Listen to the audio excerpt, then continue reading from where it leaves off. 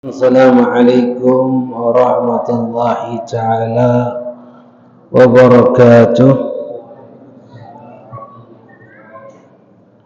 Alhamdulillahilladzi farada alaina ta'alluma syara'il Islam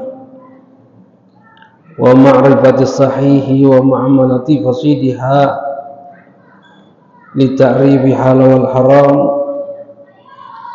وجعل مال من علم ذلك وعمل به خلود في دار السلام وجعل مال من علم وجعل معشر من خلفه عصوا دار الانتقام.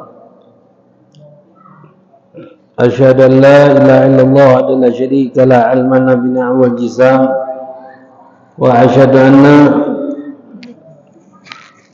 سيدنا محمدا عبده ورسوله المنقذ من الضلال والداعي إلى أشرف الخصال مبين الحرام من الحلال صلى الله وسلم عليه وعلى آله وصحبه ورحمة الكرام. أما بعد أيها الآباء إخوان مستمعين حاضرين رحمني ورحمكم الله. Alhamdulillah, alhamdulillah. Puji syukur kehadirat Allah Subhanahu wa taala atas berbagai macam limpahan rahmat, nikmat yang Allah berikan kepada kita. Terutama nikmat Islam, nikmat iman, nikmat kita dijadikan umat Nabi Muhammad sallallahu alaihi wasallam. Nikmat hidayah, inayah, taufik, wa sihah wal afiyah. Begitu juga salat serta salam tidak henti-hentinya kita haturkan, hadiahkan kepada kita Nabi Muhammad sallallahu alaihi wasallam serta para keluarganya, para sahabatnya, pengikutnya ila akhir zaman. Ya ma'asyiral hadirin rahimani wa rahimakumullah, melanjutkan di dalam pelajaran ilmu fikih dalam mazhab Imam Syafi'i dalam kitab Sulamut Taufiq yang membahas di dalam ilmu tauhid, ilmu fikih dan ilmu tasawuf. Sekarang masuk di dalam pembahasan ilmu fikihnya sampai di dalam pembahasan tentang arkanus shalah, rukun-rukun salat. Sebagaimana kemarin sudah kita bahas, arkanus shalah sab'ata asyara.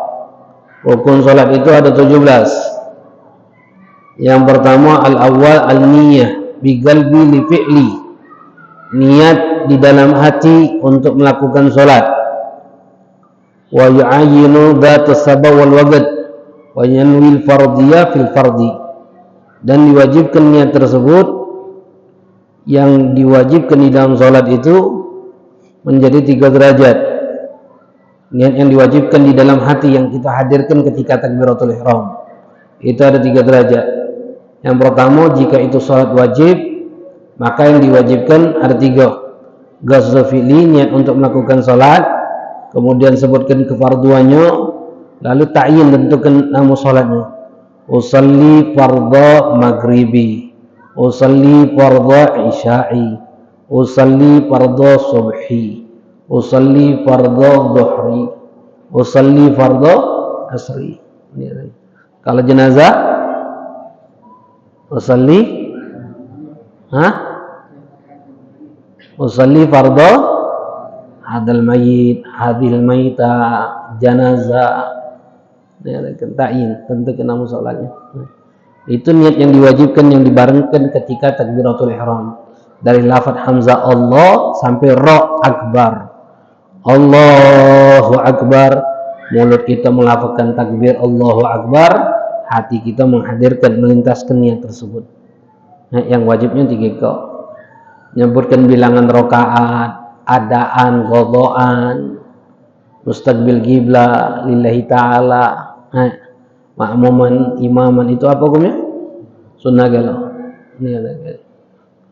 Yang kedua, derajat kedua, jika sholat itu punya waktu atau punya sebab, yang diwajibkan cuma 2. Ghusl fi'li ta'yin, niat untuk melakukan sholat, tentukan sholatnya. Niat melakukan salat itu kalimatnya usolli. Usolli itu artinya niatku salat, sengajaku salat. Niatku salat, sebutkan nama salat. Niatku salat maghrib, niatku salat duha. Kalau salat sunnah yang punya waktu dan punya sebab. Usolli Aidil Adha, usolli Aidil Fitri, usolli tarawih, usolli duha, usolli qabdiyatul zuhri, usolli ba'diyatul zuhri. Itu yang diwajibkan mereka. Lalu yang ketiga, jika sholat itu tidak kati waktu, tidak kati sebab, atau yang kita kenal dengan sholat sunnah mutlak, niatnya cukup usolli bih. Itu yang kemarin sudah kita bahas. Lalu yang kedua, mengucapkan kalimat takbir, Allahu Akbar. Ini merupakan rukun kedua di dalam sholat. Kemarin sudah kita bahas. Kalimatnya adalah kalimat Allahu Akbar. Dengan syarat-syaratnya. Di antara syarat takbir itu sudah kita bahas. Di antaranya harus kalimatnya itu lafaznya Allah dengan Akbar, tidak boleh diganti-ganti, tidak boleh dirubah. Allahu Kabir, tidak boleh. Harus Allahu Akbar. Allah nama zat, Akbar sifat Allah. Tapi boleh disela-selai sifat-sifat Allah, tapi tidak lebih dari 3 sifat dengan kalimat Akbarnya. Allahur Rahmanu Akbar, boleh tak? Boleh. Allahur Rahimu Akbar, boleh tak? Boleh. Allahur Rahmanur Rahimu Akbar, boleh tak? Boleh. Ini katakan. Ini 3 sifat. Rahman, Rahim, Akbar itu 3 sifat. Tapi yang paling afdal dalam lafaz itu adalah Allahu Akbar. Ini katakan. Tidak boleh menambahkan huruf waw, Wallahu Akbar, atau di tengah-tengah ditambahi Allahu, atau diharokati Allahu wa Akbar, wa Akbar. Itu tidak boleh. Lalu memanjangkan baknya Allahu Akbar, tidak boleh. Atau memanjangkan hamzah di lafaz Allah, Allahu Akbar, tidak boleh. Niatkan. Itu di antara syarat-syarat sahnya takbiratul ihram. Sudah panjang lebar kita bahas itu. Sekarang masuk yang berikutnya. Atsalisu qiyamu fil fardi li gadiri. Qiyamu fil fardi li gadiri. Alaihi walau muaddah au salatus sabi. Qiyam berdiri di dalam salat wajib bagi yang mampu. Tegak di dalam salat yang wajib bagi yang mampu, walaupun salat sunnah muaddah. Salat muaddah kan apa hukum salat sunnah muaddah itu? Salat muaddah apa hukumnya? Sunnah. Salat apa muaddah itu? Mengulangi salat wajib habis maghrib, itu sudah salat maghrib. Ulang lagi, boleh. Berjamaah tapi syaratnya. Hukumnya yang kedua itu apa hukumnya? Sunnah. Nah, kalau kita tidak kati qadhaan. Kalau ada qadhaan jatuhnya otomatis qadha. Makanya yang punya qadha itu tidak baca melakukan salat sunnah muaddah. Nah, kalau dia lakukan otomatis yang kedua itu jatuhnya qadhaan. Kalau tidak kati nian baru baca dia muaddah itu. Dan syaratnya harus berjamaah. Walaupun sunnah wajib tegak. Begitu juga budak kecil solat. Apa hukum solat budak kecil? Sunnah. Walaupun hukumnya sunnah wajib tegak. Ini katakan. Makanya solat dikatakan tegak ini di dalam solat wajib itu walaupun ala surah kata ulama seperti muaddah, walaupun dalam bentukannya seperti budak kecil yang solat tadi itu wajib tegak. Nah tegak ini syaratnya apa? I'timan ala gadami aw ahadihima. Tegak di sini harus ada tumpuan dengan menggunakan 2 telapak kaki. Harus. Jadi kalau seandainya ada wong pacak terbang, ada wong pacak terbang? Ada? Ada wong pacak terbang? Ada? Ada. Apa dah ganti? Dah ganti TV apa wong? Ada kan cak sulap-sulap itu. Sulap-sulap itu pacak terbang.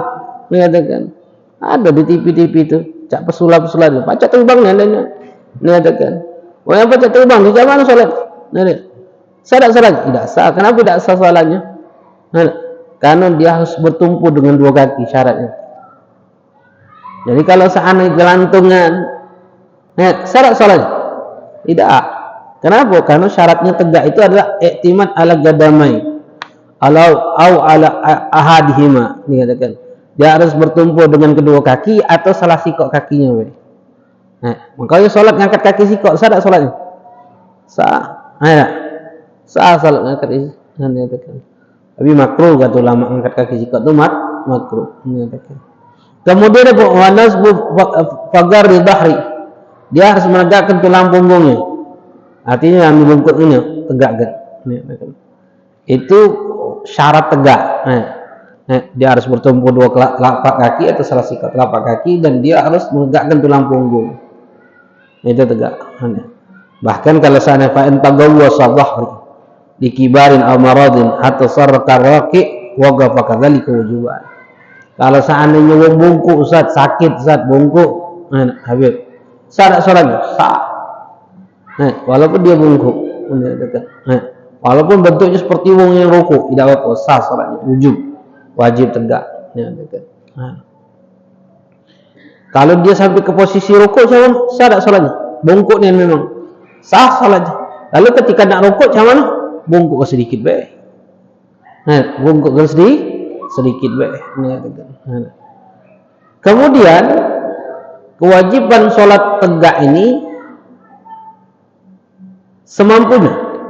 Artinya semampunya itu kalau dia pacak tegak walaupun dengan bantuan wajib tegak.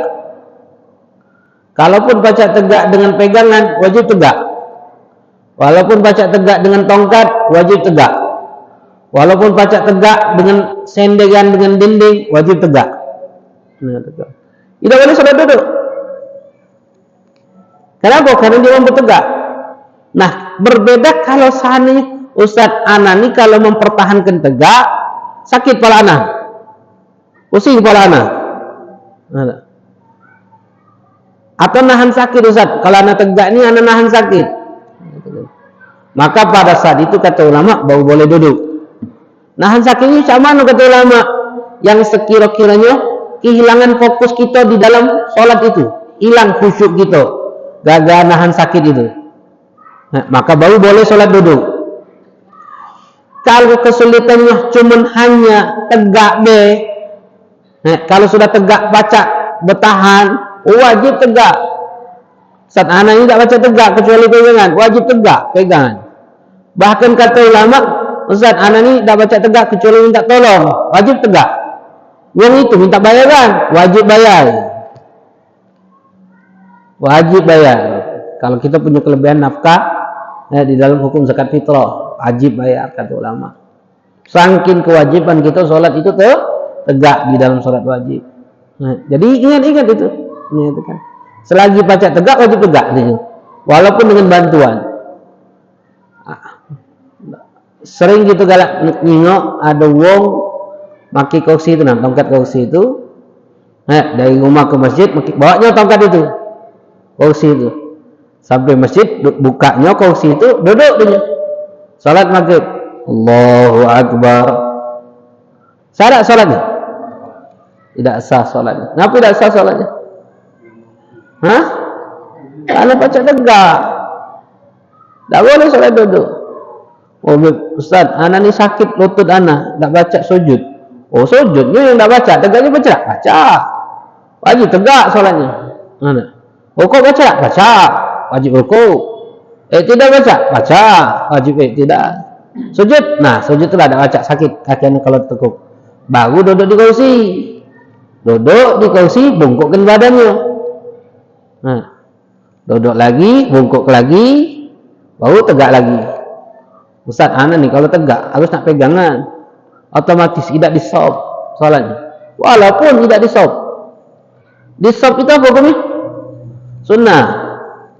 Stop itu hukumnya sunnah. Kalau tegak hukumnya wajib. Maka wajib tegak. Itu yang harus kita pahami. Jadi selagi pacak tegak wajib tegak. Walaupun dengan tongkat.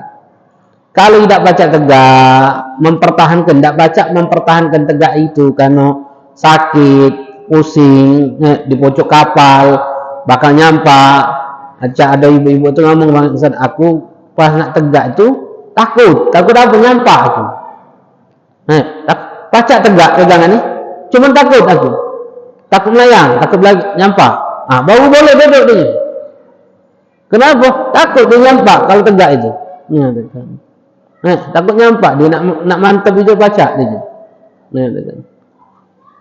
Bau boleh duduk. Bau boleh duduk. Duduk juga sama. Baca duduk, wajib duduk. Tidak baca terlentang. Saat anda baca duduk, cuma nak ditolong dulu. Oh wajib, tegak, duduk dulu. Duduk dulu. Habis duduk, salat dalam keadaan duduk tersebut. Tidak boleh bagi dia untuk terlentang. Kenapa? Karena baca duduk, kata ulama.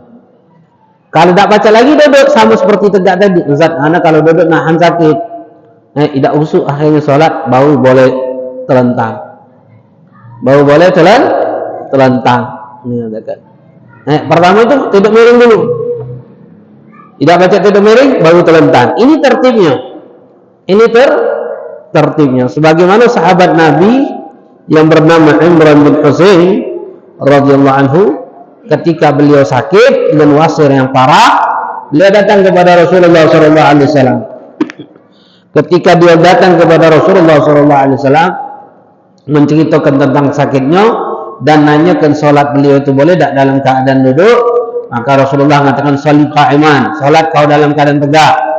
Fa illam tastati fa qa'idan, kalau tak pacak yang tegak, bau duduk. Fa illam tastati fa ala janbin, kalau tak mampu duduk, tidur miring. Alat tatasi alam mustalgi, kata Rasulullah. Kalau tidak mampu tidur miring, baru terlentang. Lalu Rasulullah katakan, la yukallifullahu nafsan illa wus'aha. Allah itu tidak akan pernah maksudkan hambanya kecuali mampu. La yukallif, Allah itu tidak akan pernah memberikan beban. Ini ayat istimewa sebetulnya dalam kehidupan kita. Jadi setiap beban yang Allah tunjuk kepada kita pasti sesuai dengan kadar kemampuan kita. Karena itu jaminan dari Allah. Tidak akan pernah lampaui batas. Jadi kalau kira-kira kita ni mampu megang ngangkatnya cuma beban itu cuma sekilo, akan Allah tunjuk sekilo. Kalau seton, akan Allah tunjuk seton. Jadi tidak akan lebih. Tidak akan lebih. Tidak akan lebih. Allah akan memberikan beban kepada kita tuh dengan ukur kemampuan kita. Ini katakan. Ukuran kemampuan kita. Jadi jangan masalahkan bebannya. Kita ni kan kadang masalahkan bebannya. Allah buatnya beban aku ni. Tidak. Tak usah tanya berat. Baca pasti. Ini katakan. Pasti baca. Jangan, ya Allah aku tak sanggup. Baca, pasti sanggup. Kenapa? Karena sudah Allah jadi beban. Pasti sanggup gitu. Masalahnya itu bukan bebannya. Masalahnya itu sikap kita ketika kita menghadapi beban itu. Nah, itu yang jadi masalahnya. Kalau beban itu pasti Allah akan berikan. Dalam hidup ini, namanya hidup ini kan Allah hendak kehidupan ini apa hidup ini? Diberikan ujian. Nah, nyingok mana yang lebih bagus? Allah akan menciptakan kematian dan kehidupan itu untuk apa?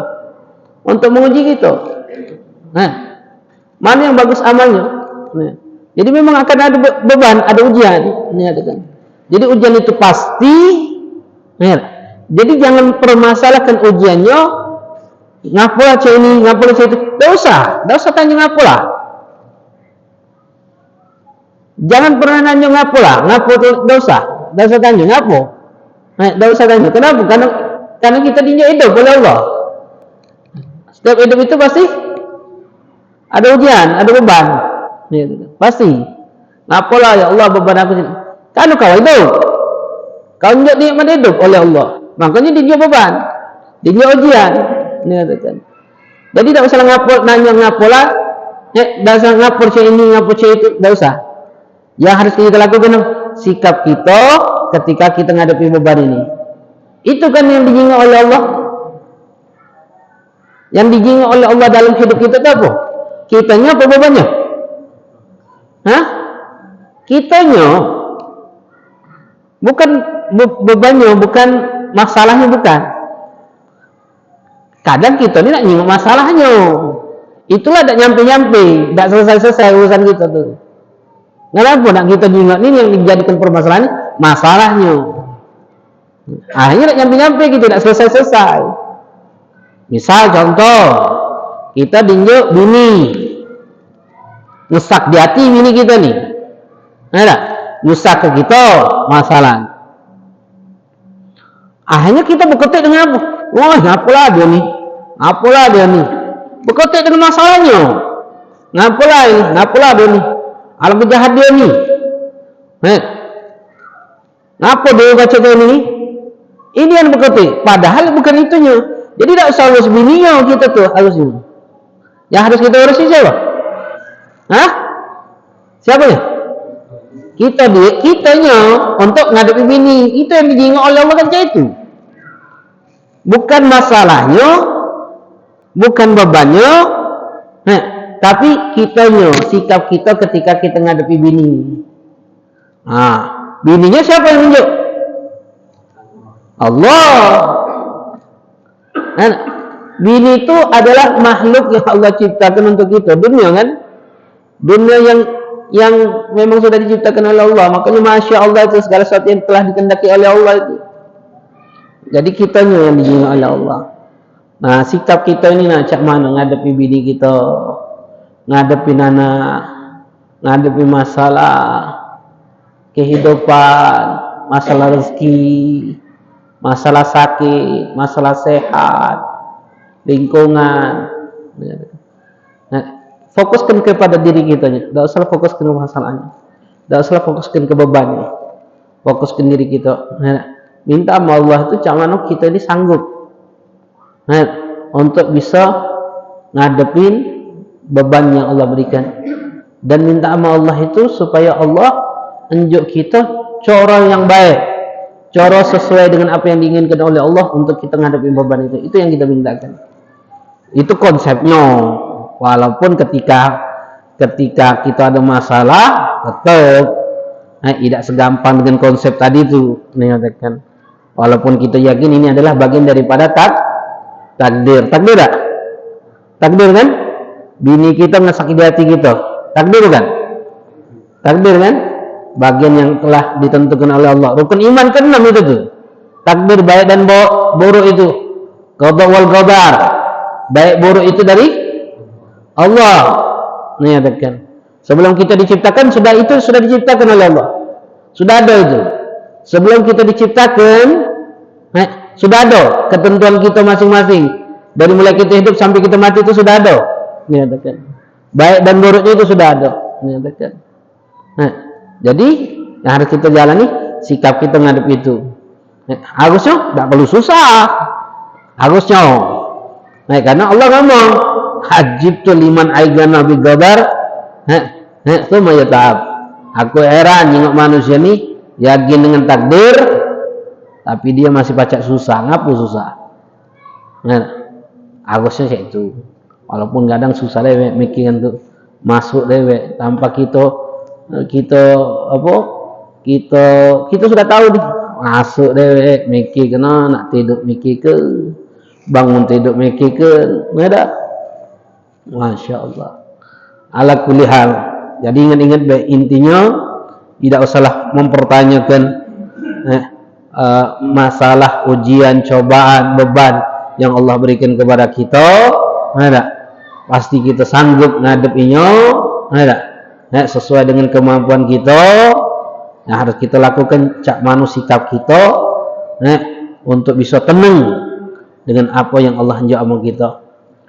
Butuh kawan, butuh wong yang pacak kita ajak curhat, yang menenangkan jiwa kita, ngadepin berbagai macam masalah, kesusahan yang ada dalam diri kita. Itu yang harus kita lakukan dalam hidup ini. Kemudian itu yang ketiga.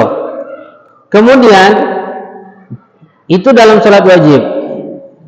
Berbeda di dalam sholat sunnah. Kalau sholat sunnah itu boleh duduk, boleh tidur miring, tidak boleh telentang.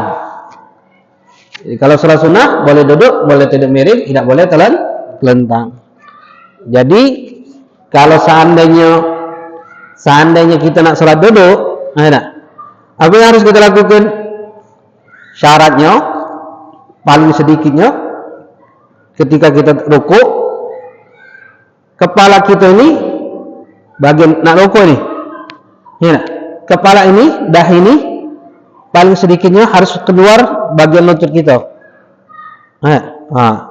Itu rokok paling sedikitnya. Harus keluar dari batasan lutut. Itu paling sedikitnya. Yang afdalnya sejajar dengan tempat sujud rukuknya. Makanya kata ulama, termasuk batal sholat kita itu kalau seandainya kita duduk tasyahudul awal, lalu kita nak berubah ke tasyahudul akhir. Duduk iftiras, duduk tasyahudul awal, kita nak berubah ke duduk di dalam tasyahudul akhir, tawarruk. Atau dari tawarruk nak berubah, duduk ke tasyahudul awal, iftiras. Biasanya kepala kita itu ke depan. Ketika kepala kita ke depan, berarti kita itu nambah rukun. Rukun apa? Paling sedikitnya rukuk di dalam posisi duduk. Itu yang membatalkan sholat. Contoh, rukuk, duduk. Ketika duduk, duduk tasyahudul akhir coba. Nah, ketika itu maju ke depan badan kita itu, maju ke depan kepala kita itu pelan-pelan coba. Nah, duduk lagi, duduk coba. Nah, itu yang membatalkan. Jadi macam mana caranya? Kepala itu jangan maju kan? Nah, kalian ada tahu? Naik lagi. Nah, seperti itu.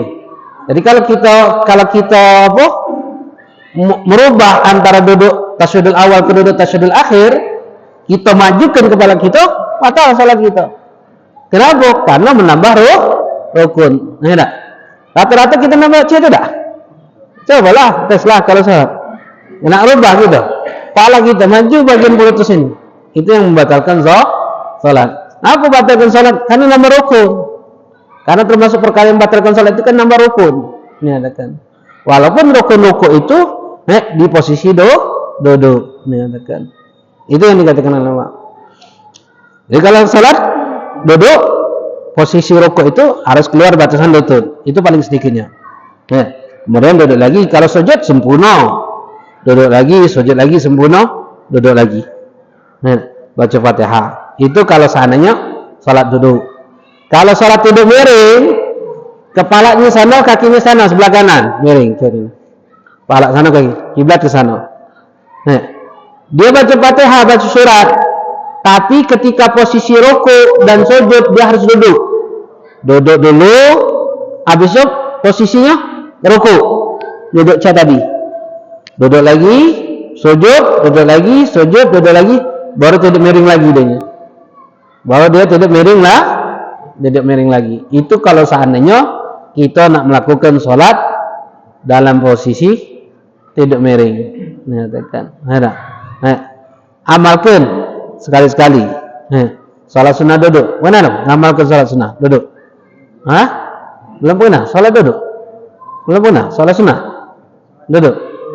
Amalkan sekali-sekali. Salat duduk. Salat duduk miring apalagi ya itu dah. Tak pernah ngamalkan. Ngamalkan sekali-sekali. Tapi di rumah jangan masjid. Di rumah sudah ada wudu, bantal. Makanya ganjang kita tuh ganjang tuh sunnahnya kalau tidur itu kan ngadep kiblat. Ngadep kiblat itu macam mana? Cek lah nak tidurnya. Ngadep kiblat sebelah kanan, kepala sana, kaki sana, hadapkan arah kiblat. Tidur. Tahu tak? Tidurkan situ. Tidurlah diganjang tu. Baca itu posisinya. Tidur. Kemudian baca Fatihah, baca surat pendek, duduk, rukuk, duduk lagi, sujud, duduk, sujud, duduk, tidur miring lagi. Tidur miring lagi. Ini ada kan. Amalkan.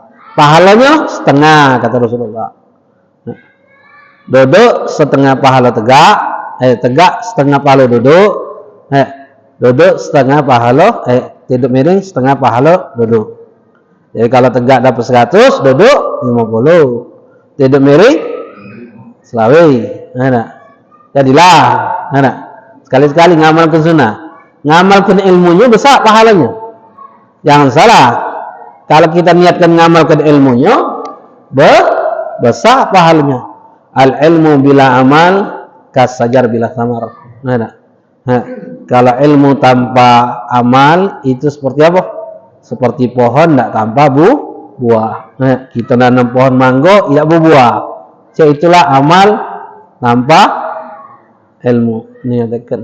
Wong yang dikatakan wong yang berilmu itu kan yang mempunyai pujian di dalam Al-Quran, hadis yang tentang kedudukan wong yang berilmu itu yang cawan ilmu yang diamalkan.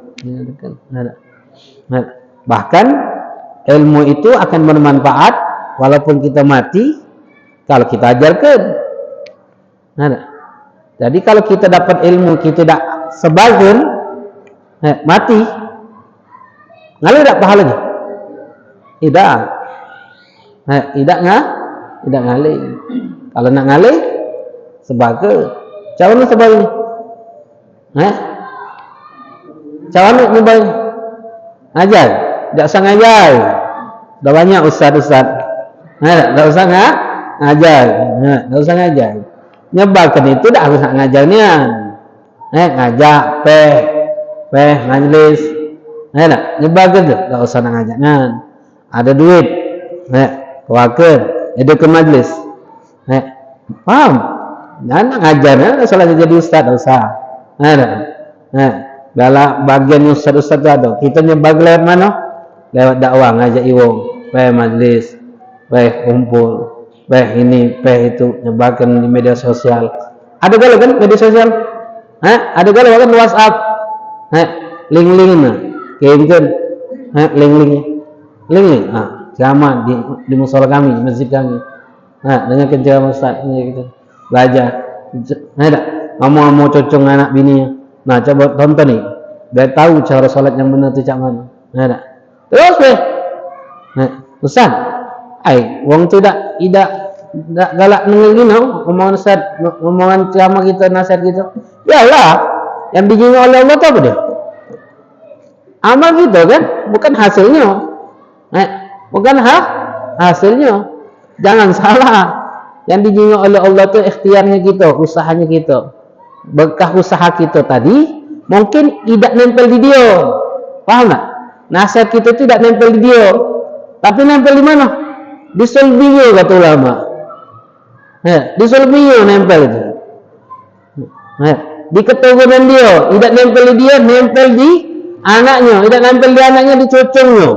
Sampai seperti itu dakwah itu. Jangan salah. Jadi jangan kita berpikir bahwasanya dakwah itu cukup dengan orang ini, belum tentu.